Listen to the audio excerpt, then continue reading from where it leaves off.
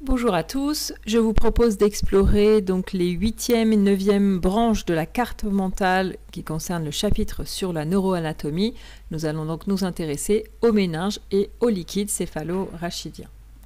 Voici la carte mentale en question, donc nous allons commencer par zoomer sur la 8e branche qui concerne donc les méninges. Les méninges sont des tissus de protection du système nerveux central. Je vous avais dit, on peut les envisager comme des sortes de sacs qui vont englober l'ensemble du système nerveux central. Plus exactement, je vous avais dit, on peut envisager 3 sacs, puisqu'effectivement, il y a 3 méninges qui sont les suivantes: la dure mère, l'arachnoïde et la pimère. La dure mère est la méninge qui est la plus superficielle. C'est ce qu'on appelle une pachyméninge, parce qu'elle est relativement en fait épaisse. Elle est constituée de 2 feuillets qui sont accolés à peu près partout, sauf à certains endroits. Ces lieux vont constituer ce qu'on appelle les sinus veineux. Et la dure mère va présenter certaines expansions. J'avais évoqué 2 expansions assez importantes qui sont la faux du cerveau et la tente du cervelet. Deuxième méninge, l'arachnoïde. L'arachnoïde, donc, c'est un tissu relativement lâche. L'arachnoïde est une leptoméninge. Et au niveau de l'arachnoïde, on identifie des structures particulières qui sont les villosités arachnoïdiennes, qui sont donc des structures qui vont drainer le liquide céphalorachidien vers le sang veineux. Il existe au niveau de cette arachnoïde une cavité qu'on appelle la cavité qui est sous l'arachnoïde, la cavité subarachnoïdienne. Dans cette cavité, on va trouver du liquide céphalorachidien et il existe aussi des expansions de cette cavité qui constituent ce qu'on appelle des citernes. La troisième méninge est la pimère, donc c'est la plus profonde. C'est une leptoméninge, elle est mince et fragile, et donc comme c'est la plus profonde, eh bien, elle va être en contact avec le tissu nerveux. Effectivement, elle va épouser vraiment de façon intime ce tissu nerveux. On va la retrouver même dans les moindres replis de ce tissu nerveux.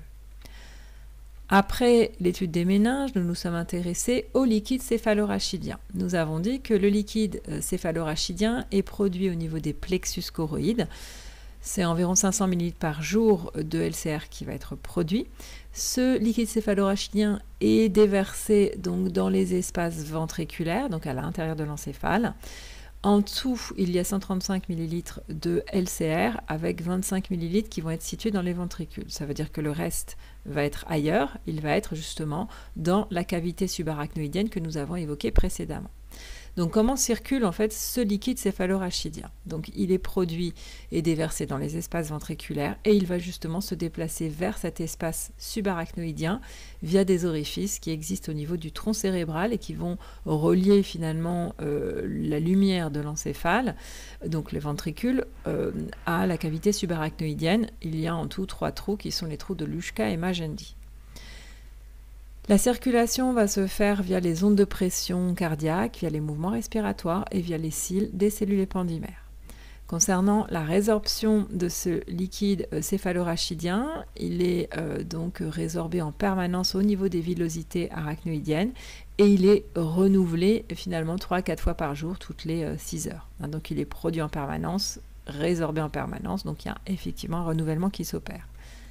Quelles sont les fonctions associées au LCR? On peut lui associer une fonction de circulation, apport de nutriments, récupération de déchets, une fonction de protection. On dit parfois que le liquide céphalorachidien forme une sorte de barrière hémato-liquidienne, et donc non pas une barrière hémato-encéphalique, c'est autre chose, la barrière hémato-liquidienne. On peut aussi lui associer une fonction de protection contre les chocs et on lui associe également une fonction d'allègement que l'on peut relier au fait que l'encéphale est finalement dans un liquide et dans un liquide existe la poussée d'Archimède. Nous avons terminé avec le détail de cette partie de la carte et je vous dis à bientôt pour la fin qui concernera les techniques d'étude.